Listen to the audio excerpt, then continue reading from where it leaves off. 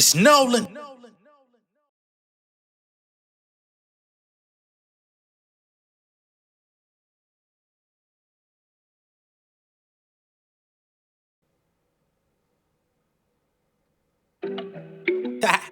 I've been raking up off these niggas for a minute now. Hey, y'all gonna learn to listen one way or another though. Hey, let's get it. Let me show you how I keep the money coming. Strapped up like he check, nigga run it. In the mirror, yeah, I love what I'm becoming. Ain't no discussion, boy, don't make me spit your onion. Hey, let me show you how I keep the money coming. Strapped up like he check, nigga run it. In the mirror, yeah, I love what I'm becoming. Ain't no discussion, boy, don't make me split your onion. Flashback to the days, I was in the days. I was sleeping on the couch, couldn't nobody stay. I was serving up the chicken, couldn't get a raise. Now I'm cooking up the game like I'm Bobby Flay. Fuck rap, I ain't got no friends in this shit. Put them M's to the front like a Benz in this shit. I be swimming through the money, got some fins in this shit. I be stomping through the street like some Timbs in this bitch. Made trends in this shit, but some IOUs, but I don't lose. Construction high, tighten them screws. Tie my shoes, back on the block, straight to the bag, ho. Jumping off the porch for that green like a tadpole. Let me show you how I keep the money coming. Strapped up like he check, nigga run it. In the mirror, yeah, I love what I'm becoming. Ain't no discussion, boy, don't make me spit your onion. Ay, let me show you how I keep the money coming. Strapped up like he check, nigga run it. In the mirror, yeah, I love what I'm becoming. Ain't no discussion, boy, don't make me split your onion. Got the shallots on my plate, got a palace in the A. Check the balance in my bank, hitting follies with my bae. Yeah, step aerobics like it's valleys with the weight. I'm in Cali for the day, through the valley in the bay. I'm a rap star, black boy, got on fully, flat out bully. Keep a couple stacks in my hoodie. I'm a saint to the game, get you out like Scully. Got a boss chick with me like passport cutty. Flipping the cash flow, give me the bag, sit in the class, so learning the game, fuck the fame. Get you a pen in the bag, bro, been in the lab, bro. I don't see nobody on my level. Johnny Cochran, I don't settle, keep my foot up on that pedal. Ayy, let me show you how I keep the money coming. Strapped up like he check, nigga run it. In the mirror, yeah, I love what I'm becoming. Ain't no discussion, boy, don't make me spit your onion. Ayy, let me show you how I keep the money coming. Strapped up like he check, nigga run it.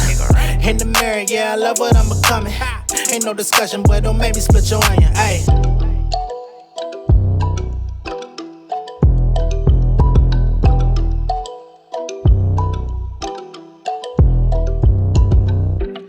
What's going on, beautiful people? It's the kid J Nolan here. Welcome back to another episode of Inside the Industry, your number one source for music, entertainment, commentary, and breakdowns.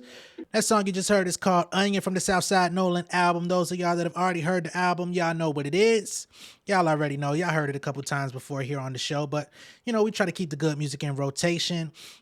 Before we get the show started, I want to give a big shout out to Tan Hendricks for copping the Southside Nolan album. I just got your notification. Big shout out to you for that.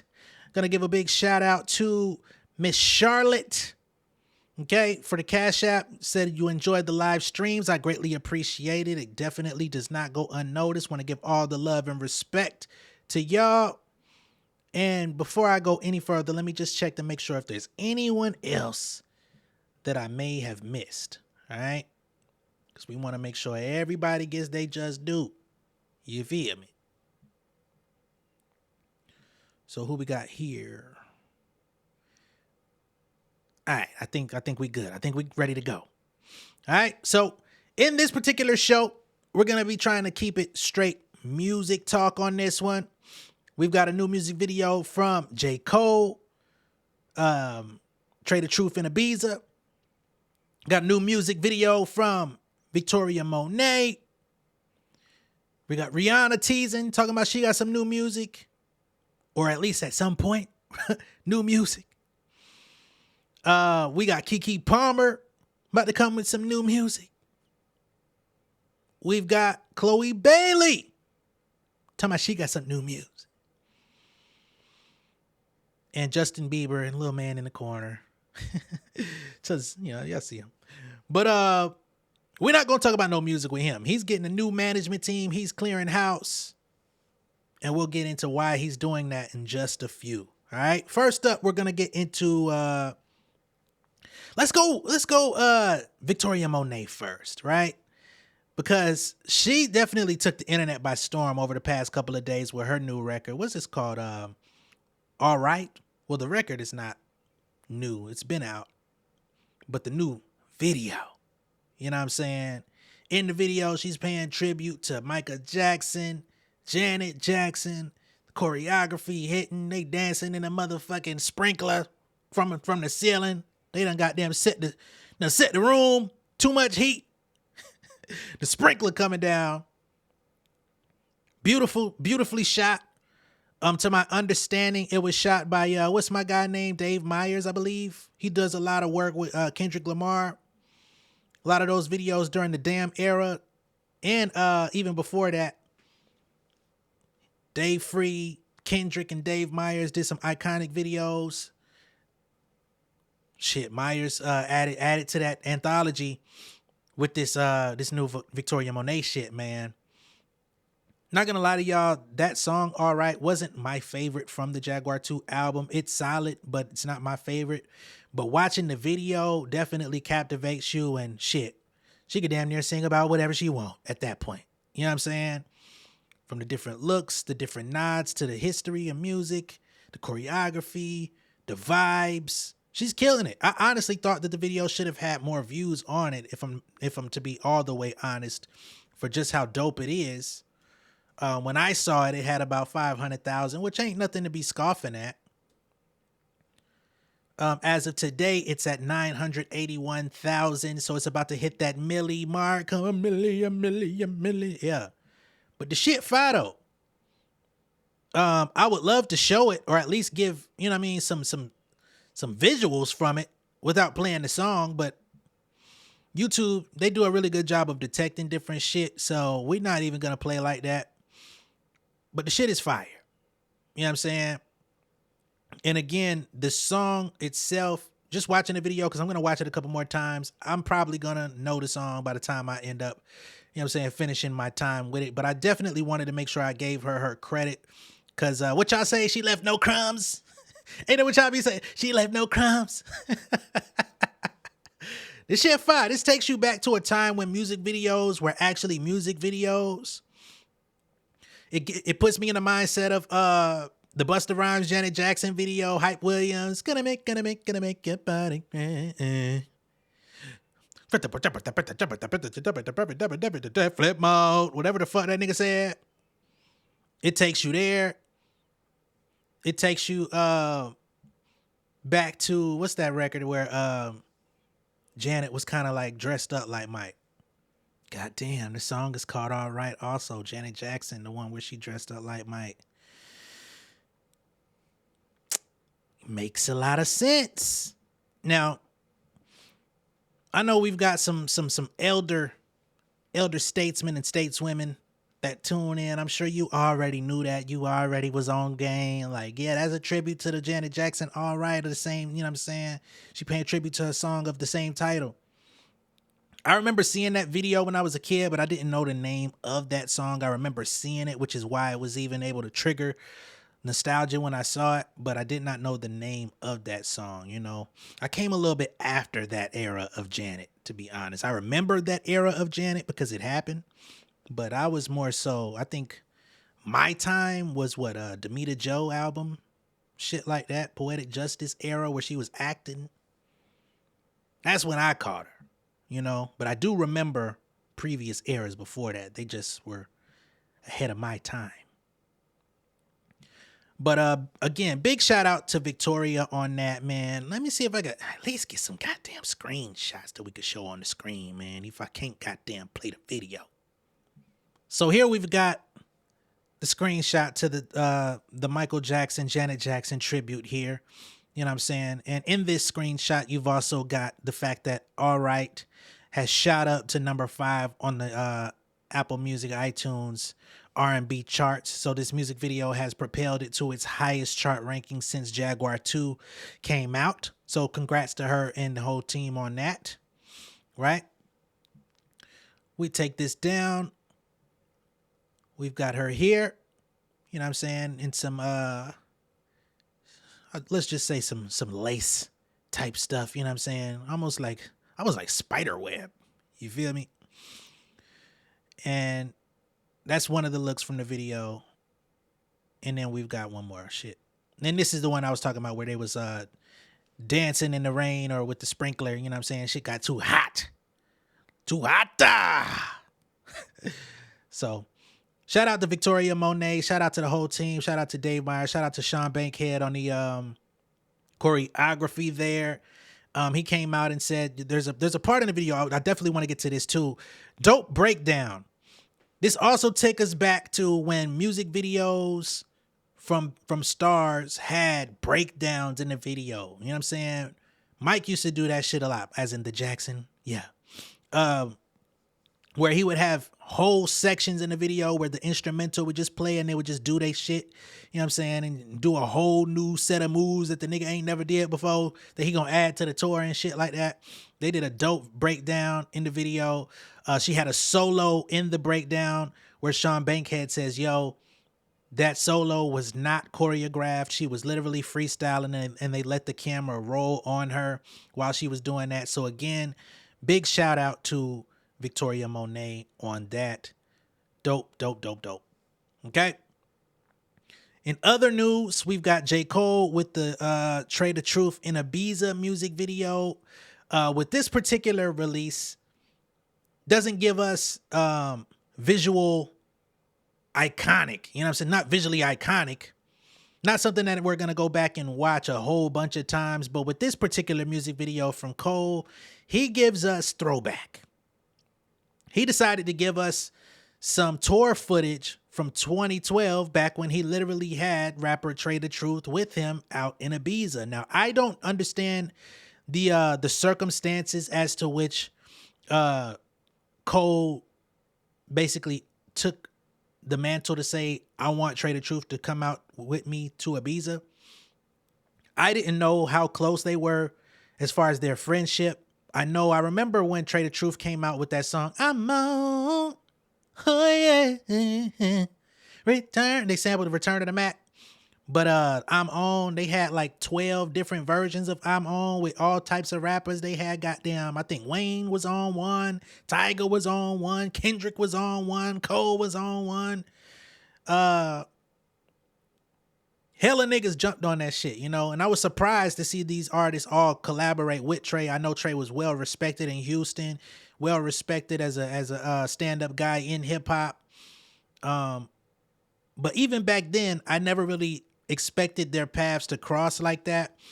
I know Trade the Truth, I believe the day before the trip, or the day before him and Cole linked up to fly out to Spain, Trade the Truth was shot.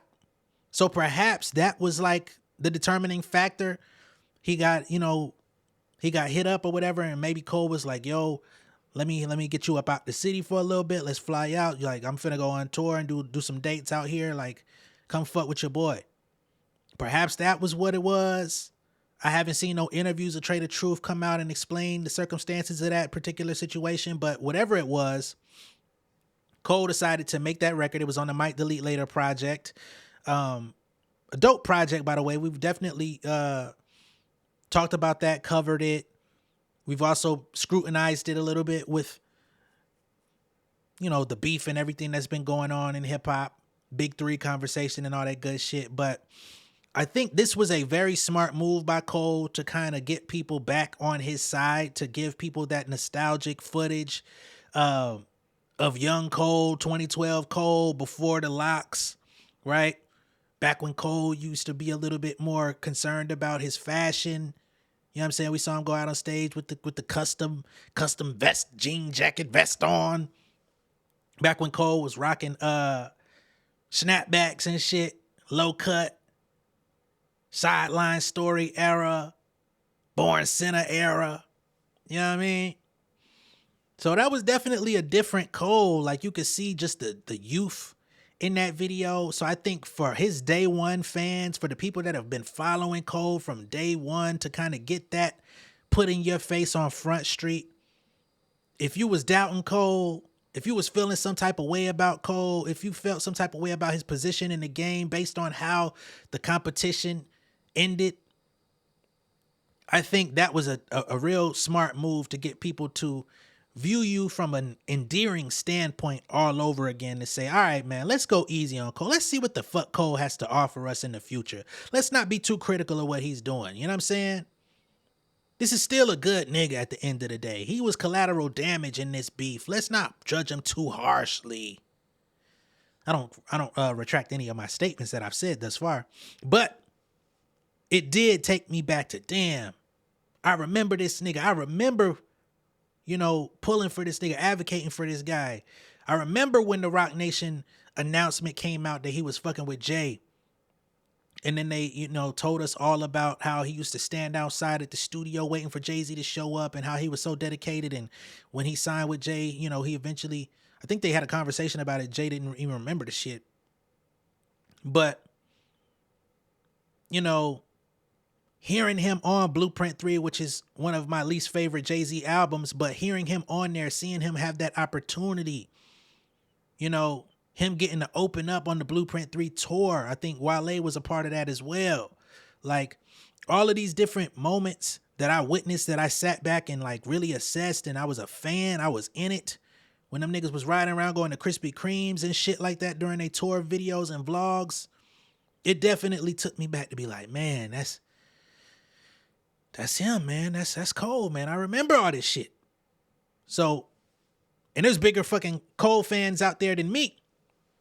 So, again, very smart move. In the beginning of the video, you see Cole in his present state with Trader Truth talking and talking about how they received the files, the drop of that vlog footage from back then. Very fitting. Goes with the name of the track, right? I think, I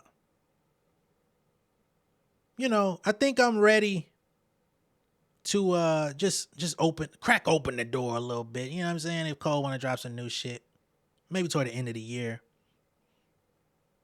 Long as it ain't none of that grippy shit, And this particular track, Trader Truth and Ibiza, I like it because it's more reflective, more introspective. It's not necessarily that poke your chest out Cole. It's not necessarily that I'll body your favorite rapper Cole. It's more of the conscious lyricist. And I still feel like that's who we need to see more so than ultra competitive version of him based on the way that things played out. That's just being honest. But if he can do that at a high level, at a high clip with the next album, I don't think anybody's going to question him any further. I don't think, his position is still solidified. His legacy is still cemented. But again, him dropping this particular video with the footage that was included in it, very smart move. And it definitely, it kind of strokes at the heartstrings, and let people know like, hey man, this nigga really been out here a long time doing his shit, man. He really been at the forefront of the game. He really ushered in a whole new era. He was on the, one of the premier blog era rappers that transcended that shit and took it to its furthest extent. I mean, Kendrick is one of them as well. Drake is one of them as well. These are guys that their first entry into our, lineage of hip hop, our generation, our era of hip hop. I mean, these guys came in with mixtapes. These aren't artists that broke with singles. They came in with mixtapes, and if this mixtape ain't worked, them motherfuckers came back and dropped another mixtape or another mixtape after that until their moment came. Like, that is a whole different thing. Motherfuckers was coming with 15, 20 songs on these shits, just taking chances, taking shots in the dark. I can relate. So salute to Cole. We're going to see what he does with Might Delete Later moving forward. If he decides to drop more music videos, if he decides to go ahead and move into the fall off era, whatever he's going to do, I'm going to check it out. I'll be here for it, man. Salute to Cole, salute to Eve, salute to Dreamville, all the folks over there. I know y'all ain't too keen on me no more after what I said about that goddamn show, but I still fuck with y'all nonetheless, all right? I'm going to keep this thing rolling. Let's now get into Riri. Okay, she did an interview with Entertainment News and let everybody know that whatever music that she started on around last year, which is when she was really in the studio, supposedly hard body, getting things together, She's now restarting on the album. That doesn't mean that she scrapped everything on the album, but she had her moment where she went in. That moment was what it was. She moved away from that music. She hasn't really been listening to it all that much. She says music at this point is a brand new discovery to her, meaning she's rediscovering music, which probably means she's going in the studio with all new perspective, all new objectives, all new benchmarks of what she wants to reach. Who knows what those things may be? But it'll be interesting whenever she decides to drop what that looks like, right? Hopefully she does a fully fleshed out campaign, rollout and everything instead of just doing some surprise shit. You know, because the fans deserve it. I personally believe. I'm not a huge Rihanna fan musically. I think I like Rihanna on paper aesthetically more than anything. Her music was never really my taste, but I like singers that can like sing at a really, really high level. You know what I'm saying? And that's taking nothing away from her. She has a beautiful voice, but she just doesn't sing. You know what I mean? That's not a knock. But I am curious to hear what she has up the sleeve. You know what I mean? A lot of people didn't like that 4 or 5 second shit. I fucking like that song. I like the fact that it allowed her to flex her vocals a little bit more. So that just goes to show you the type of fan that I am. Like, I like when people take chances. I like music where people take risks and do stuff that's not necessarily in the norm, but you can still be palatable to what's going on in the moment. I like artists that can do that. But we'll see what she comes with if she ever decides to drop it. She talking about this R9 shit. Ultimately, she's got so much freedom. She's a fucking billionaire. She got Fenty hair, Fenty draws, Fenty goddamn makeup, lip liner, shit. So this Fenty shit is a fucking empire within itself outside of music. If I had some shit like that going on, if I had some goddamn, you know what I mean?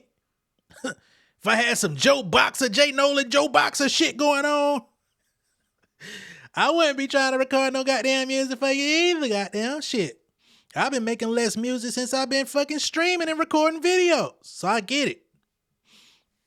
But hopefully for like the real dedicated Navy, y'all will get something at some point. Now, there's also been a little bit of controversy around the Fenty hair thing.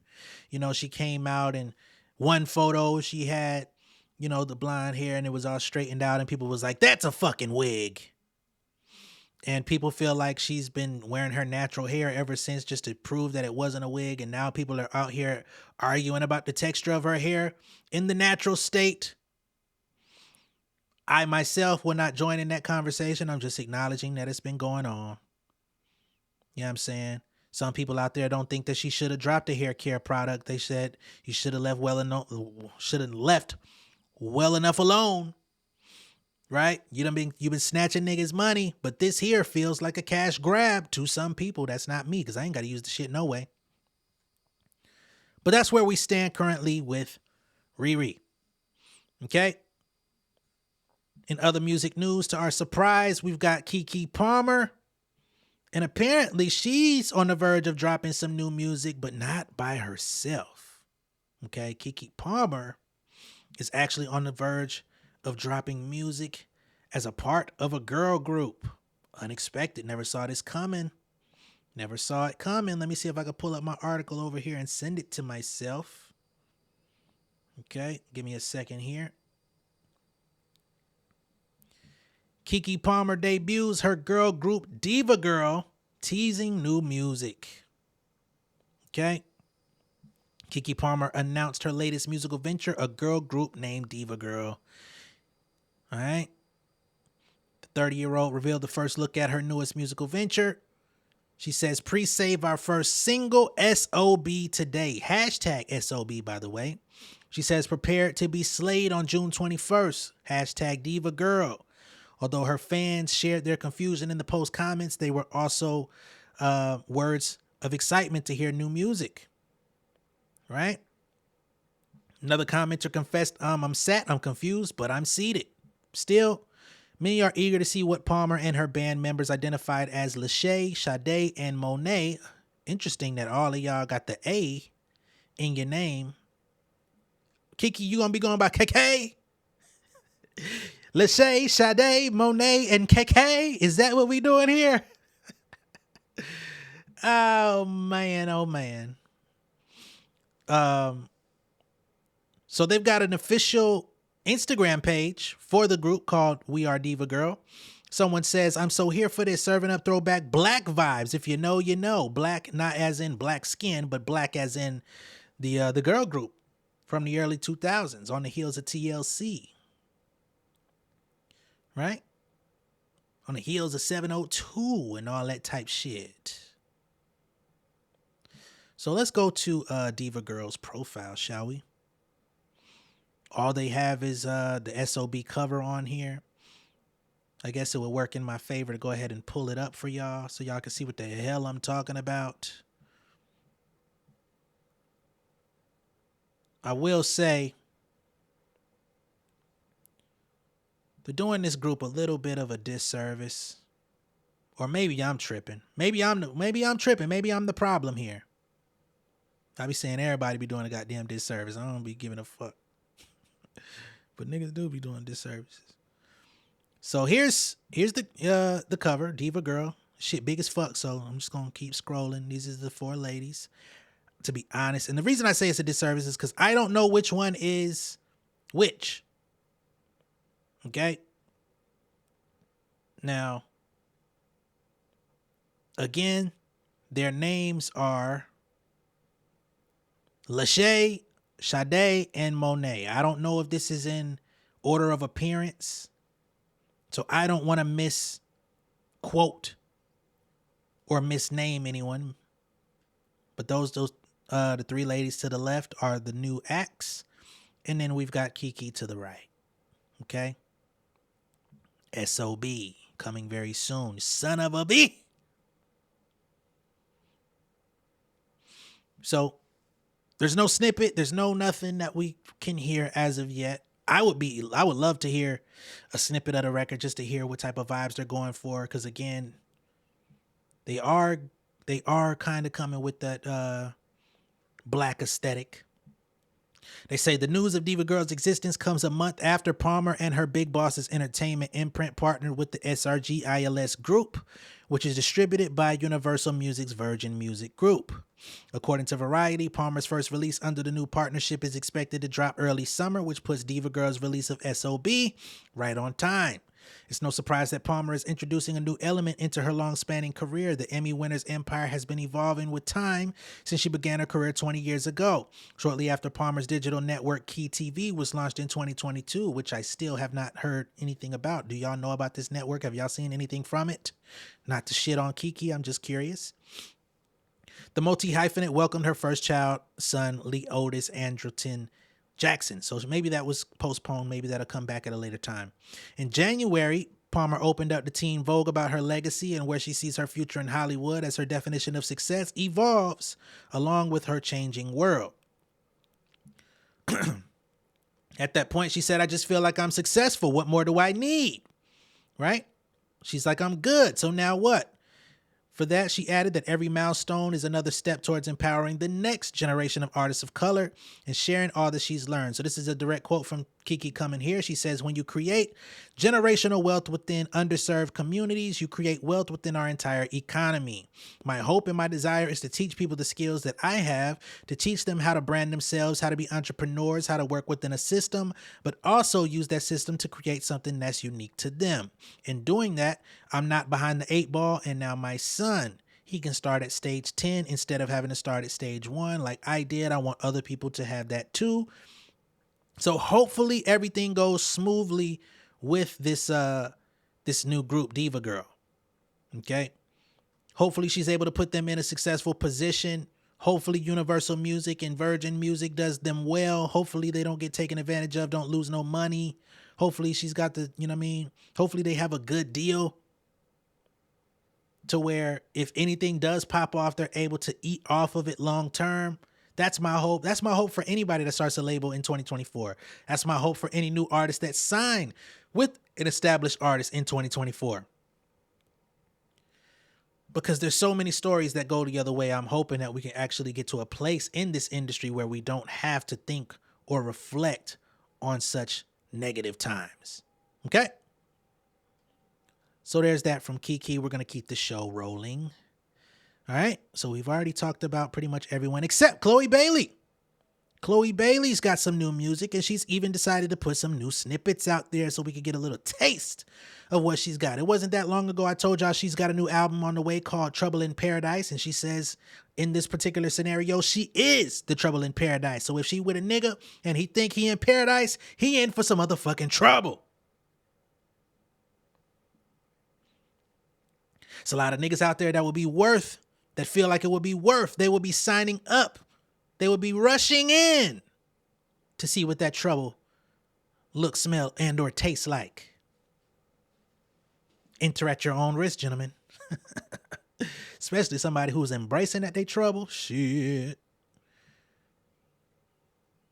So we don't have a lot of information about this particular album. We do know it is the follow-up to her other album that came out about a year and some change ago. Her debut solo release, In Pieces. So now we've got Trouble in Paradise. I don't know the name of these songs, but I will play these 3 snippets in the order in which I can pull them up. I've already ran them through YouTube to see if they're going to detect anything on copyright. It seems that they won't, or at least for the moment. So maybe by the time I make my money on this video, you know, they may come back at a later time, but hopefully we could just make what, give me my coin, and we can take it out at a later time. Okay? Let's go. All right, presumably that is Playing Favorites or something around that margin, featuring Anderson .Paak. So we know we've got a collaboration with Anderson .Paak coming on the way. I don't know how I feel about him on there. You know, he's not the strongest vocalist, so sometimes when they put him in that space where, you know, you take out some of the production, take out some of the melodies and stuff that's in the beat and just let him kind of sit above the mix, it doesn't put him in the most flattering space. I think his vocals typically sit really well with things going on around them. That's just my opinion on him. When they kind of were singing the hook together, it sounded better. Her part sounded better to me. Perhaps if I hear the song in all of its splendor on good speakers and not from her studio, I may feel differently about it. But that's how I feel about that particular snippet that's out there. That's not the only one. She put out 3. So we're going to keep pulling these up, and I'm just going to give my assessment of each one as I hear it, as I see it. Again, I actually like Chloe Bailey, so I'm not here to shit on her, but I like Anderson .Paak as well. You know what I mean? So, but that one, I think it sounded a little bit better without him. All right. What else we got? First hook. I'm not ready to no redemption. They cannot make a exception. Body from another dimension. So give me everything and then some. Talking to me crazy, gotta walk it. Okay. I fuck with that one. That almost like the drum, the percussion and everything on it, the rhythm, the vibe, it kind of gives me Caribbean. It's not like overly Caribbean where it's like super derivative. It's not necessarily dance hall. I guess you could kind of put it in that bracket, but it's not. It's not really giving you reggae, but it kind of, it has something there.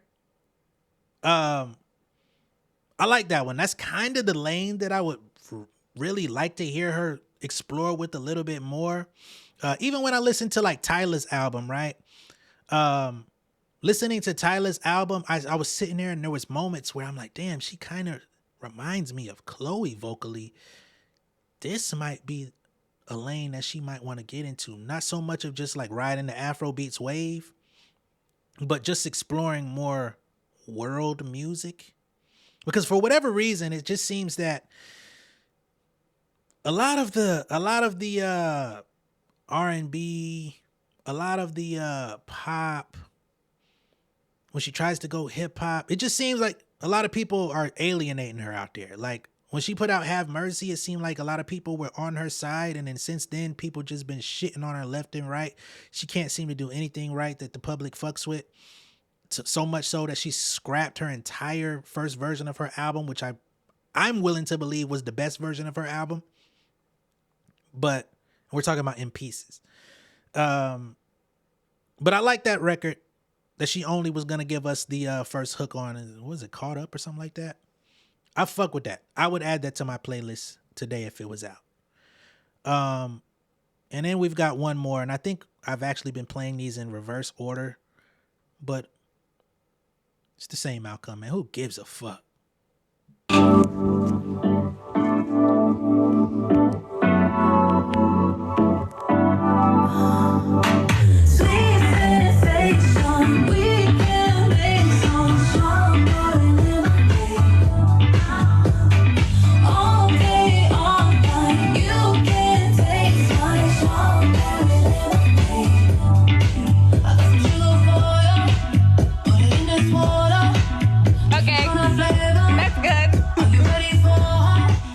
Okay, so that's that one.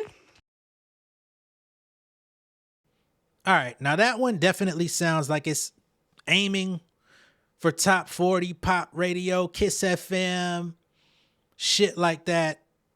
That's not my favorite vibe from Chloe either. But I understand why she's making that, because she's trying to get that appeal. She wants to get that, like I said, that Kiss FM look. You know what I'm saying? Those iHeart stations that veer away from playing hip hop shit. You know, the Wild 94.9s. Yeah, shit like that. The motherfuckers on the radio that be like, all the hits minus the rap. She going for some of that shit, and I'm not mad at it, to be honest. I'm just saying what I'm receiving. Just you know what I mean? I'm picking down what I'm putting up, baby. Nigga said picking down what I'm putting up. What the fuck? You know what I mean? But yeah. Overall, I hope she does put out a pretty good album. Overall, I hope that it does supersede what she did with the first album, In Pieces. Her sister got some bops. Y'all remember a couple months ago, her sister came out. Halle came out and played some shit from her own album. That shit was right. I'm a little bit more excited to see what the fuck Halle got up the sleeve. Not to put them in competition with each other or anything. I'm going to listen to both. But based on, because I think Halle put up like 3 or 4 snippets as well. And if I'm going to go 3 for 3, 4 for 4, whatever the fuck, I feel like she got more in the tuck. She took her time. This is going to be her first solo compared to her sister being on her second. She took her time. She said, man, I'm finna Lion King this shit out. I'm a goddamn, you know what I mean? I'm a Lion King this shit out. I'm a goddamn, I'm a Little Mermaid this shit out. I'm gonna do some voiceover. We gonna Nicktoon it out. Then I give y'all the tunes. Let me Nicktoon it first, goddamn. And I know the other shit been Disney. But yeah, that's where we standing with that. But again, I am excited to hear what Chloe comes with. I am excited to see what type of visual she comes with, because she typically does, you know, similar to, not necessarily, we're not going to put her in the same bracket as that All Right video from Victoria Monet, but I think Have Mercy was kind of serving that purpose during the time period when it came out. I hope that she's able to get a budget to like do more of that type of shit. I think that was her, again, that was her strongest outing, her first, like when she came out solo and smashed with that. Even though there was a bit of Beyonce tribute that kind of backfired, because now everything that she does gets compared to B, which I think is super unfair. We kind of need you to tap back into that zone. I know that's probably a sour spot in her mouth, but hey, your greatest strength could be your weakness. You know what I'm saying? But you got to lean into your greatest strength, goddamn. That's just, hey, you can listen to Uncle J if you want. If not, it's cool. You know, she young, man. Damn, I sound like I'm old. Shit, I ain't that old. I ain't much older than you. Don't call me no fucking Uncle J. What the hell am I talking about? Let's get to Justin Bieber before I get mad. Oh man. I'm having too much fun today. All right. So when it comes to Bieber, he's clearing house. He's getting rid of his business manager. He said, fuck everybody. He already fired goddamn Scooter Braun a couple years ago, replaced his ass. Now he replacing the motherfuckers he replaced him with. Let's get it, y'all. Justin Bieber has cut ties with TriStar Sports and Entertainment Group this week after firing Hollywood business manager Lou Taylor. The singer teamed up with the company in late 2022 to supervise Bieber Time Touring LLC, which is his company. Justin Bieber Brands LLC and Bieber Time Merchandise were also a part of this portfolio. Insiders report that the pop star dropped Taylor last month in response to bad press, and Bieber immediately hired Johnny Depp's business manager Edward Wright as his replacement, or her replacement. The decision comes after TriStar employee Robin Greenhill was named in a lawsuit. The suit filed against Sean Diddy Combs came earlier this year. Greenhill allegedly served as Sean Combs' assistant. He is accused of overseeing payments to sex workers. This is according to producer Rodney Lil Rod Jones, who claims Combs harassed, drugged, and threatened him. Sources say Justin split with Lou was not amicable. He fired her. People generally stay with their accountant for ages, and unfortunately, Justin was only with TriStar for 2 years. You didn't get a TriStar out of TriStar. You didn't get 3. Nigga said, man, deuces. Lou Taylor is no stranger to being in hot water. Her name came up during the surge of the Free Britney movement. This was a campaign to have pop star Britney Spears released from her conservatorship. Taylor got caught up after 3 emails allegedly written by the pop star to her attorney in 2007 were published. In these emails, Spears called out her management for their strange behavior. She says, there's a crazy lady, Lou Taylor, that has been sending stuff to my house, Spears allegedly wrote. I don't know her. She is a stalker. Others have named Taylor in alleged conservatorship attempts. In 2010, Michael Lohan accused her and Dina Lohan of trying to put Lindsay into a conservatorship for her money. In 2019, Courtney Love stated that Taylor attempted to take over her estate in 2010. She also claimed the manager tried for a mutated strain of a conservatorship over her to sell the publishing rights to Nirvana's discography and control over Kurt Cobain's name and likeness.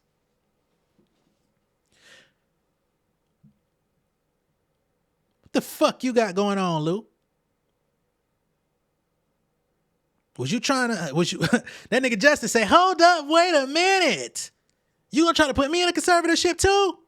Get your ass out of here. Fuck you and the firm you came from. I do this shit myself. I'll let my wife handle my business before I let you motherfuckers touch me another dime. I'm with you, Just. Now, people are wondering what the fuck Justin Bieber's had going on for a little bit of minute. There was photos of Jaden Smith kissing on him and hugging him and clenching on his booty and shit. Whatever y'all into, I ain't gonna judge you. But people have questions. There was a photo that was released not too long ago. It looked like he was in an emotional state on the heels of Diddy being investigated. There's a lot of people out there that believe Diddy groomed him as well. A lot of people out there that believe he was subjected to the same treatment, to the same witnesses, or being a witness to the same type of activity that Usher has come out and said he was a witness to when he was a young man at the age of 13, some shit like that. 12.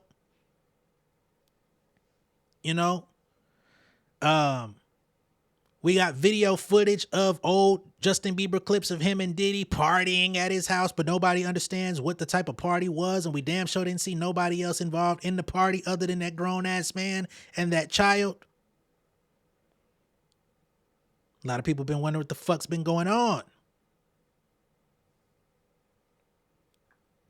I'm not going to put nothing on Justin Bieber's jacket. I'm not going to say that he was abused because I don't know that to be true. But if it comes out to be true, Diddy, we're going to fucking burn you, man. Okay? You're already going to, you know what I mean? You're already going to hell in a handbasket, but you might get hell on earth. Okay? Let me see if there's any more that I feel like speaking on as far as this Justin Bieber article goes. Seems like there might be a little bit more details here with his relationship with Johnny Depp's manager. Let's see.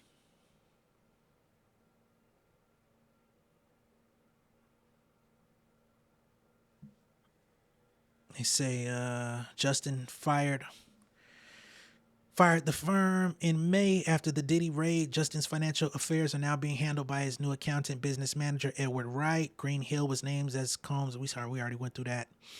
In a statement shared with U.S. Weekly via his lawyer, Combs has denied the accusations and branded Jones as a liar. I don't believe a damn word coming out of Diddy's mouth.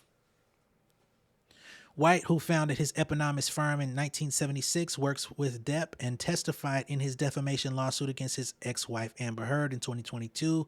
He had previously helped the actor in a lawsuit against the management group over mishandlings of his finances in 2017, a year after they started working together. DailyMail.com has contacted Bieber, Taylor, and Green Hill's representatives for comment.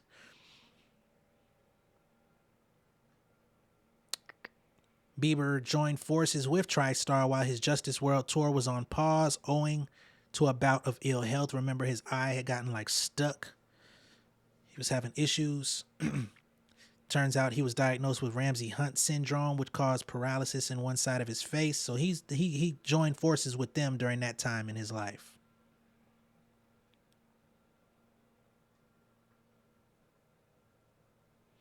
Right?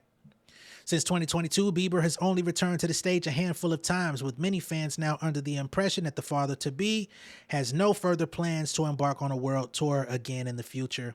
His Bieber Time Touring LLC is also currently suspended as it's not in good standing with the California Franchise Tax Board. So clearly they weren't doing everything that they needed to be doing anyway as far as his finances are concerned. They say the Yummy singer's decision to cut ties with TriStar comes months after Combs' accuser made headlines with this lawsuit against the rap mogul. The producer is suing the beleaguered rapper over claims he engaged in serious illegal activity, including SA. We already know about all this. Of course, you've got Green Hill. Robin Green Hill allegedly was the one that was making the payments to the sex workers, allegedly Young Miami, Jade Ramey, and Daphne Joy. We talked about that as well. So clearly Justin Bieber's trying to get the fuck away from all of that. They not handling his money right. And he like, shit, boy, you involved with Diddy, you been doing something. I ain't talked to that nigga in years. I don't wish to. And I definitely don't want to get no windfall from his ass. I feel you, Just. Not to mention her involvement with all of these goddamn conservatorships and shit like that. Okay. So that's what we got on Justin Bieber. Clearly, he's trying to get the fuck out the way on some ludicrous shit, and I'm hoping that he's able to, because everybody that remains fly with the Diddy section of the world, I don't know what's going to happen to him, but the rest of y'all motherfuckers are going down with him. He might come out on top one day, perhaps, but the rest of y'all, bowling pins. That's what I've got for y'all in today's show. Be sure to like and share this video. If this is your first time seeing me on YouTube, go ahead and subscribe to the channel. Become an insider. It's so much better on the inside. If you're hot, you need to come get some of this AC. If you're cold, goddamn, get some of the heater. You feel me? I'm going to catch y'all a little bit later. Much love and respect. I'll see y'all in a minute. Peace. Yeah, king of my city and cul-de-sac. Coming, I swinging like soldier rag. Leading my people like quarterback. Boy, I study this shit, I'm an almanac. Had to get up and grind. Knowledge is booming, I'm here to apply. Came with the chip and the dip, it just single the mind. We finna do more than survive. I need my check. Spinning the block for the gouda, we hitting the jeweler to flood out the net. We don't do beef for computers, I'm straight out the sewer, we come when you rest. Niggas be looking perplexed, so keeping my foot on their neck. No map, I trust my gut for the quest. With drama, I'm fully abreast. I was ready for years and they doubted me. All of a sudden, they tell me they proud of me. I been dropping these haters like calories. Cross them out, I came back with some boundaries. Stand for my honor, but you run no corner. Packing the stick with a drummer. When I catch my bad, won't fumble. I done came too far to be humble.